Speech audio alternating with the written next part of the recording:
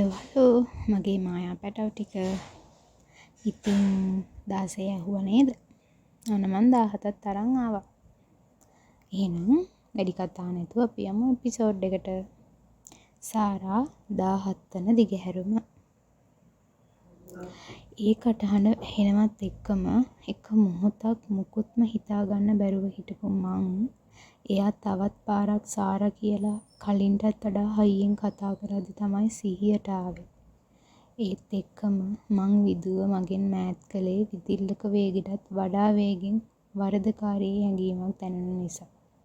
මොකද ඒ ඇවිල්ලා හිටියේ කාලෙකට කලින් මං මේ වගේම මීටත් වඩා වෙනස් ආදරණීය හැඟීම් වලින් තුරුල් කරගෙන හිටපු කෙනා නිසා.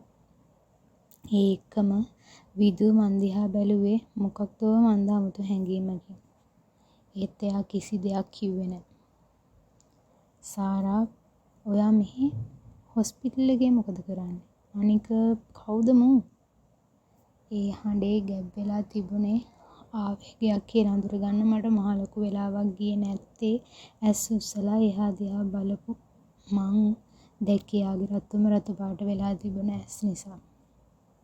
කේන්තියටත් වඩා මට තේරුණා එයා මේ ඉන්නේ මත් වෙලා කියලා. මොකද මං ආසම කරපු එයාගේ පර්ෆියුම් සුවඳ අතරින් මට දැනුනේ සැර අමුතු මත්පැන් සුවඳක්. ඒත් මං එයා කියපු කිසි දෙයක් ඇහුනේ නෑ වගේ තාමත් තෝන්තුවෙන් ඉන්න විදුට පුටුවෙන් වාඩි වෙන්න කියලා ඇස් වලින් ඉගේ කළා. එතකොට නම් මෙච්චර වෙලා බී තද කරගෙන කාගෙන හිටපු කේන්තිය පුපුරලා ගියේ මුළු හොස්පිටල් එකේම මීයට පිම්බ වගේ කිසිම සද්දයක් නැති වෙද්දි. සාරා මං තමුන්ගෙන් ප්‍රශ්නයක් අහුවා. "Excuse me mister. ඇත්තටම කවුද? මොකටද මං අහන ප්‍රශ්නවලට උත්තර දෙන්නේ? හොස්පිටල් එකට ආවා නම් ඒ වැඩේ කරගෙන යන්න. අනිත් මිනිස්සුන්ට වදයක් නෙවෙයි." මේ වචන ටික මට කොහෙන් ආවද කියලා මතක නැහැ.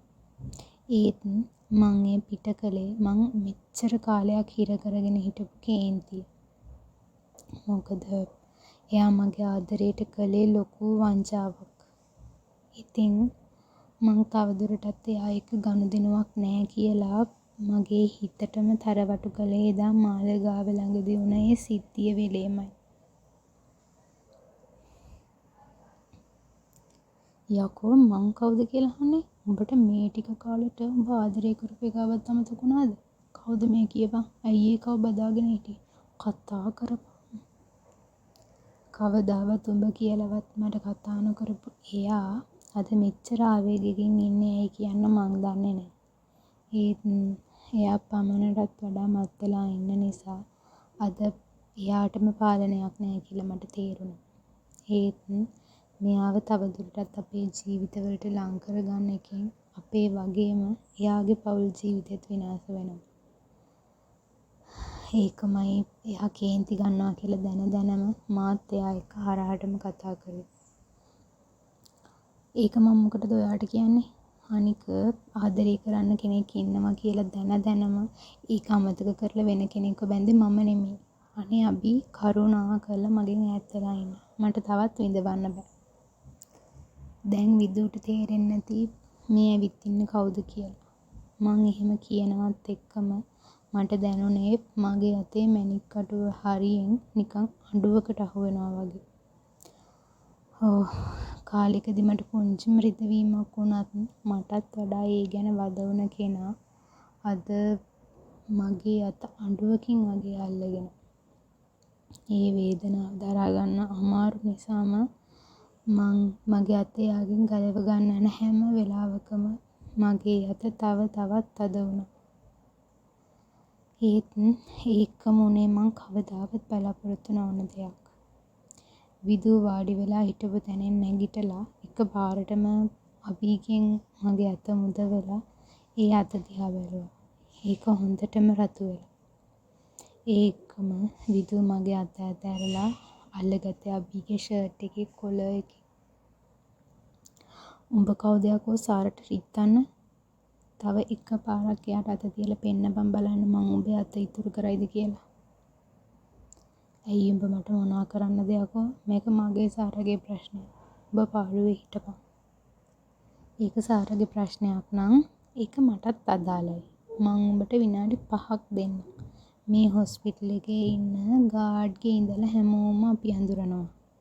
උඹ තවත් මෙතන ඉඳලා සාරට වාතයක් වුණොත් උඹට මෙතනින් යන්න වෙන්නේ හොඳටම ලැජ්ජ වෙලා. ඒ නිසා බලයන් උඩරිම විනාඩි 5යි.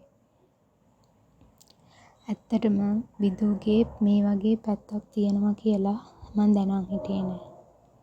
මේ තරම් එයා කේන්තියෙන් ඉන්නවා කවදාවත්ම දැකලා නෑ. අර සැහැල්ලු කොල්ල ඇතුලේ මෙහෙම කෙනෙක්. විදුවේ ටික කිව්වේ දත් මිටි කාගෙන අබීගේ ඇස් දෙක දිහාම බලාගෙන. ඕ මං දැක්ක අබී පහු බහිනවා. මොකද මේක එයාගේ ගම නෙවෙයි. මෙහි එයාගේ තණ්ඩියෝ කවුරුත් නෑ. එයාට පහු බහින්න උනා.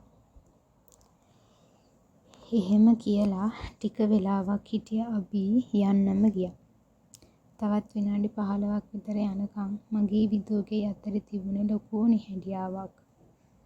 දෙන්නට දෙන්නම කතා කරන්න ඕනේ වුණත් එක්කෙනෙක්වත් ඒකට ඉස්සර වුණේ නෑ.